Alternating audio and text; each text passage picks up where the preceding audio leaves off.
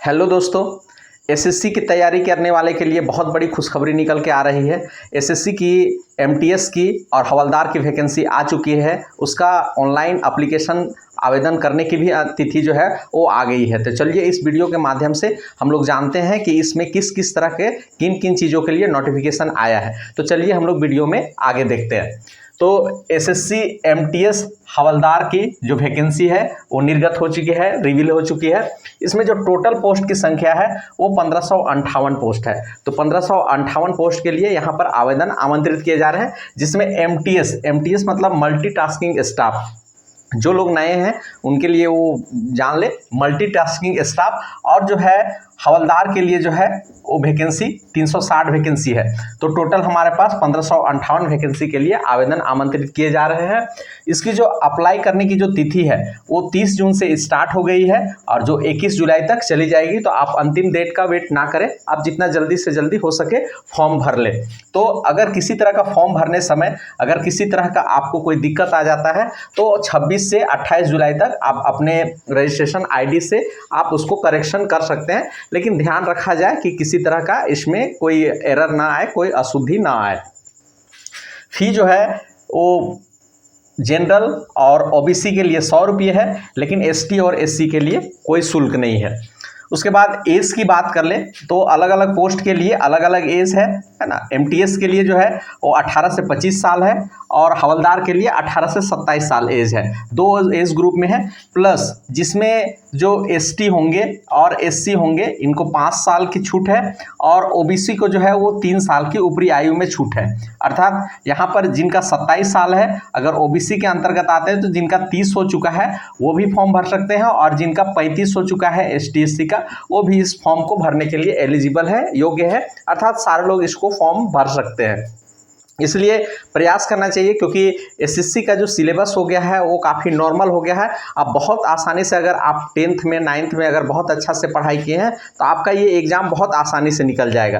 तो अगर हम लोग सिलेबस की बात कर ले तो सिलेबस में यहाँ आप लोग का जनरल मैथ है, जनरल अवेयरनेस है। जनरल अवेयरनेस के अंतर्गत जीएस है और जीके है और इंग्लिश है ना। तो इसका जो कट ऑफ डेट है वो काफ़ी कम है। काफ़ी कम है कहने का मतलब है जनरल के लिए मात्र 30% है, ओबीसी के लिए 25% है और एसटी एससी के लिए जो है वो 20% है। तो आप बहुत आसानी से निकाल सकते हैं। चूंकि अगर आपको पूरी सिलेबस की अगर संपूर्ण जानकारी चाहिए तो आप नोटिफिकेशन को डाउनलोड करके आप उसमें देख सकते हैं, अक्षर से जो है देख सकते हैं।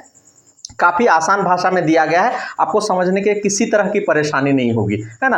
1 से 2 बार पढ़ेंगे आपको बहुत अच्छा से सिलेबस समझ में आ जाएगा। चूंकि अगर अलग अलग के लिए हम लोग अगर ये वीडियो बनाते हैं तो काफ़ी लंबी हो जाएगी, चूंकि यहाँ पर हवलदार के लिए भी हम लोग को सिलेबस देखना होगा और जो है वो एमटीएस के लिए भी सिलेबस देखना है। तो एक बार आप अपने से देख लीजिएगा तो आपको और आसानी से समझ में आ जाएगा। तो हम लोग एज की बात कर लिए। उसके बाद क्वालिफिकेशन जो दोनों पोस्ट के लिए मांगा गया है वो 10th मांगा गया है ना। तो आप अगर किसी भी स्कूल से मान्यता प्राप्त स्कूल से अगर 10th पास है तो आप इसको फॉर्म भरने के लिए एलिजिबल है। सैलरी जो है वो स्टार्टिंग में आपको स्टार्टिंग मंथ में जो है वो 27,000 रुपये से स्टार्ट होगी और बाद में धीरे धीरे आपका समय बढ़ेगा, आप वहाँ पर वक्त बिताएंगे तो आप अच्छी सैलरी के हकदार हो सकते हैं। काफ़ी अच्छी सैलरी मिल सकती है और ये पोस्ट जो है वो कोई छोटा पोस्ट नहीं है। एक बार जब आ जाता है तो आपको आगे की तैयारी करने के लिए भी काफ़ी समय मिल जाता है। प्रमोशन जो है वो क्वालिफिकेशन के अकॉर्डिंग आपका होने लगता है।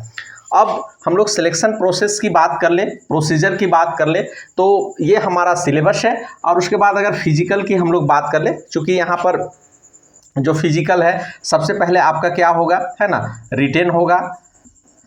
रिटेन के बाद आपका जो है वो फिजिकल होगा, डॉक्यूमेंट वेरिफिकेशन है ना, डॉक्यूमेंट वेरिफिकेशन है। उसके बाद मेडिकल है। तो फिजिकल जो है वो हवलदार के लिए है, आपके लिए नहीं है। फिजिकल और मेडिकल जो है वो हवलदार के लिए है, आपके लिए नहीं है ना। तो एमटीएस के लिए सिर्फ जो है वो रिटेन से ही क्वालिफाई कर जाएंगे और डॉक्यूमेंट वेरिफिकेशन से वो क्वालिफाई कर जाएंगे। तो इसलिए आप कोशिश कीजिए कि सारे लोग जो है फॉर्म भरिए। एसएससी के जो सिलेबस हैं काफ़ी नॉर्मल हो गए हैं। तो अब हम लोग फिजिकल की थोड़ा सा बात कर लें तो मेल के लिए जो है वो 15 मिनट में मात्र 1600 मीटर चलना है ना। तो ये चल करके जाना है, यहाँ पर दौड़ना नहीं है। 15 मिनट में 1600 मीटर। और फीमेल के लिए जो है वो 20 मिनट में 1000 मीटर अर्थात 1 किलोमीटर जो है वो चल के जाना है।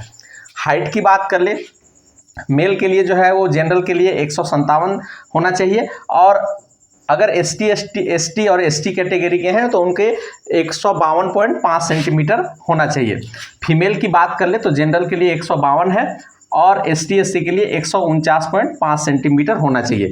चेस्ट की बात कर ले मेन के लिए तो 81 सेंटीमीटर से 86 सेंटीमीटर होना चाहिए, एंड फीमेल के लिए इसका कोई विवरण नहीं है। वेट की बात कर ले तो मेल के लिए कुछ ये नहीं है, है ना, इसके लिए कुछ आवश्यकता नहीं है, और फीमेल के लिए जो है वो 48 kg है। तो इस तरह से आप फॉर्म को जितना जल्दी हो सके भर लीजिए। आप साइट में जा करके ssc.nic.in इस पर आप जा करके आप फॉर्म भर सकते हैं। अगर आप पहले से रजिस्टर कर चुके हैं तो आपको ज़्यादा चीज़ फॉर्म भरने की आवश्यकता नहीं है, लेकिन आप नए हैं तो आप न्यू रजिस्ट्रेशन में जा करके अपना रजिस्टर करके आगे फॉर्म भर सकते हैं, ताकि इस तरह के आप कभी भी आगे एसएससी के फॉर्म भरें तो आपको ज़्यादा फॉर्म भरने में दिक्कत ना हो। तो इस तरह से लगभग हम लोग महत्वपूर्ण और मूल बिंदुओं पर हम लोग कवर कर चुके हैं। तो आशा करते हैं कि ये वीडियो आपको पसंद आई होगी, और पसंद आई होगी तो एक लाइक ज़रूर कर दीजिए। चैनल में नए हैं तो ज़रूर से ज़रूर सब्सक्राइब कर लीजिए, ताकि इस तरह के जो नोटिफिकेशन है आपको जल्दी से जल्दी मिलती रहे। तो अपने मित्रों के साथ भी इसको शेयर कर लीजिए। तो वीडियो के अंत तक बने रहने के लिए आपका बहुत बहुत धन्यवाद, आपका बहुत बहुत आभार।